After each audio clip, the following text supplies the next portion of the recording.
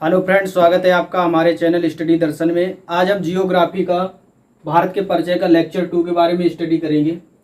तो चलिए स्टार्ट करते हैं। आज हम भारत की स्थिति के बारे में देखते हैं कि भारत की स्थिति क्या है ग्लोब पर। तो ये हमारा क्या है, ग्लोब है।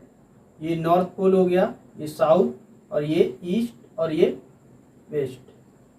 तो भारत हमारा कहाँ पर स्थित है ग्लोब पे? भारत जो अक्षांश के आधार पे जो ग्लोब के मध्य से जो रेखा गुजरती है उसको क्या कहते हैं? विषुवत रेखा।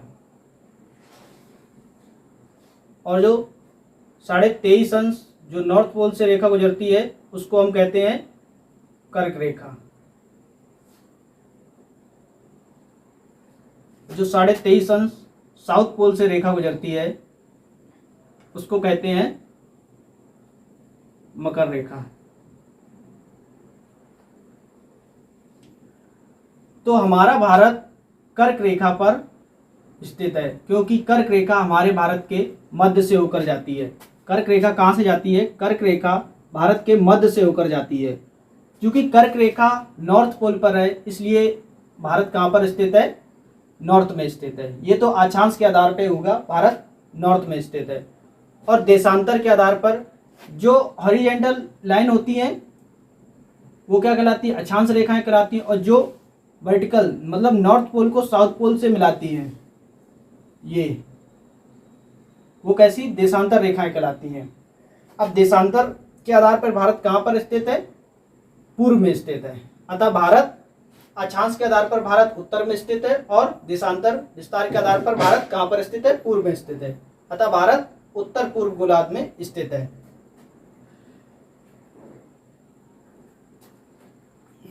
भारत का सबसे उत्तरोत्तर बिंदु कौन सा है? भारत का सबसे उत्तरोत्तर बिंदु इंदिरा कौल, जो कि पहले जम्मू कश्मीर में था।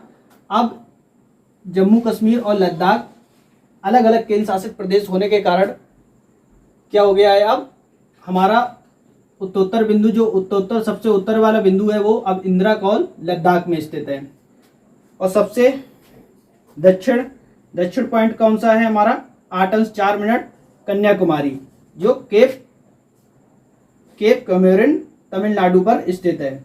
और मुख्य भूमि का सबसे दक्षिणतम पॉइंट कौन सा है? इंदिरा पॉइंट ग्रेट निकोबार, जो अंडमान और निकोबार पर स्थित है।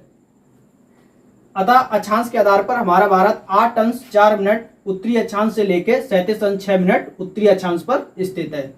और सबसे पूर्वोत्तर और पश्चिमोत्तर बिंदु कौन सा है?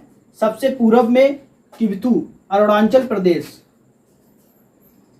प्रदेश में किबथू नामक स्थान है, वहां पे 97 अंश 25 मिनट वो किबथू नामक स्थान पे सबसे पूर्वोत्तर बिंदु है। और गौरमोथा गुजरात का गौरमोथा नामक स्थान सबसे हमारा पश्चिमोत्तर बिंदु है, जो 68 अंश 7 मिनट।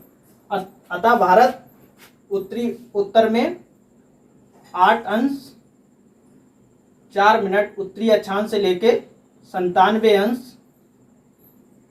37 अंश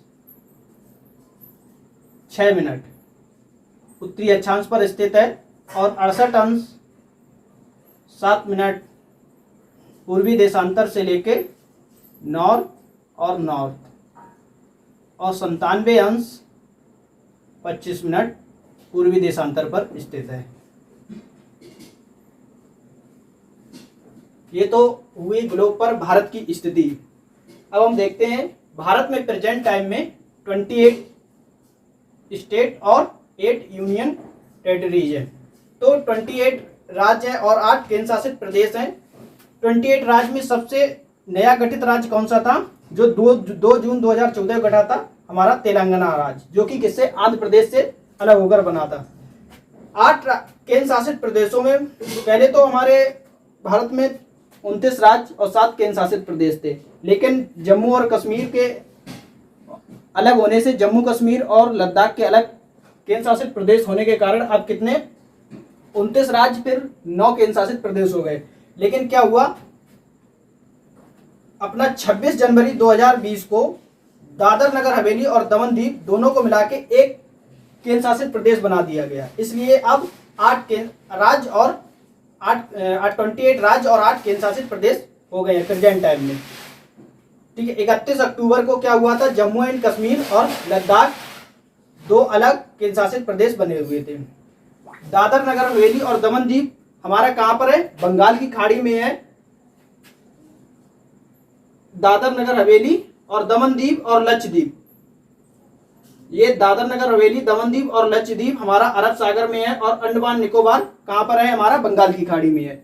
ठीक है, दिल्ली, चंडीगढ़ और पांडिचेरी, ये कितने टोटल 8 केंद्र शासित प्रदेश हो गए, जिसमें सबसे पूर्व में स्थित केंद्र शासित प्रदेश, अब क्वेश्चन बनता है सबसे पूर्व में स्थित केंद्र शासित प्रदेश कौन सा है, तो सबसे पूर्व में स्थित केंद्र शासित प्रदेश हमारा है लद्दाख। ठीक है, और पांडिचेरी जो केंद्र शासित प्रदेश है उसके अंदर कितने 4 जिले आते हैं, माहे, कराईकल, एनम और पांडिचेरी। इसमें है कि पूछा जाता है कि माहे किस राज्य में है, और जो हमारा पांडिचेरी केंद्र शासित प्रदेश है वो 3 राज्यों में फैला हुआ है, एक तो केरल में, तमिलनाडु में और आंध्र प्रदेश में। तो जो माहे है, माहे डिस्ट्रिक्ट है, वो कहाँ पर आता है, केरल में आता है, और ये कहाँ पर है, अरब सागर में है। जो कराईकल है वो कहाँ पर है, तमिलनाडु में, और पांडिचेरी भी कहाँ है, तमिलनाडु में। ये और एनम कहाँ पर है, आपका आंध्र प्रदेश में है, और ये तीनों कहाँ पर है, बंगाल की खाड़ी में। ये तो भारत की स्थिति हुई। अब भारत में जो कर्क रेखा है, कर्क रेखा भारत के मध्य से होकर गुजरती है, ये कितने राज्यों से होकर गुजरती है, कर्क रेखा भारत के मध्य से 8 राज्यों से होकर गुजरती है। इसके लिए एक शॉर्ट टिक है, क्या है, गमछा झार मित्र पर। इसके लिए शॉर्ट टिक्स है गमछा झार मित्र पर। गमछा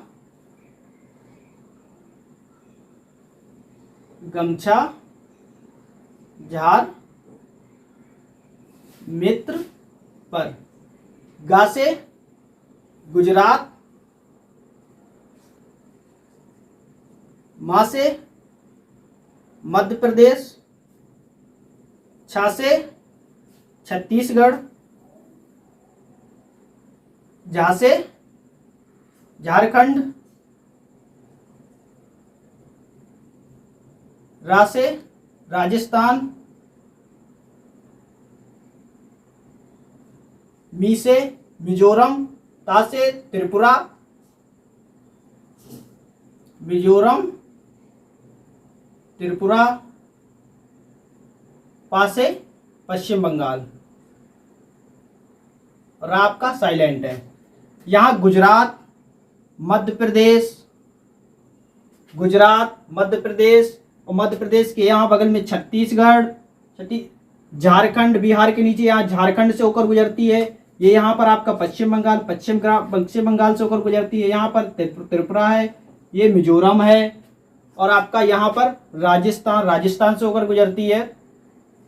तो 1 2 3 4 5 6 7 8, तो हमारी कर्क रेखा भारत में 8 राज्यों से होकर गुजरती है।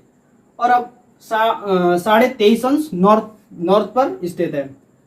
अब जो मानक समय रेखा है वो भारत में कितने राज्यों से होकर गुजरती है, मानक समय रेखा भारत में 5 राज्यों से होकर गुजरती है। और ये मानक समय रेखा इंग्लैंड के ग्रीनविच नामक स्थान से ली गई है। और ये भारत में कहाँ पर मानक समय रेखा, ये इलाहाबाद के नैनी नामक स्थान पर है, 82.5 डिग्री जो स्थित है। ये भारत में 5 राज्यों से होकर गुजरती है। ये कौन कौन से हैं, ये यूपी, और उसके नीचे एमपी, यहाँ पर छत्तीसगढ़, उड़ीसा एंड आंध्र प्रदेश। 1 2 3 4 5 राज्यों से होकर गुजरती है। ये था आज का भारत के परिचय का लेक्चर 2, जिसमें हमने भारत की स्थिति, उसमें कर्क रेखा भारत में कहाँ कहाँ से होकर गुजरती है, मानक समय रेखा किस किस राज्यों से होकर गुजरती है, इसके बारे में स्टडी की।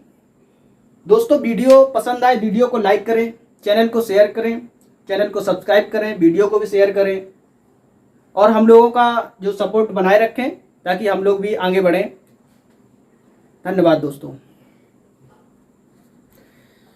Subscribe now and press the bell icon. Never miss an update.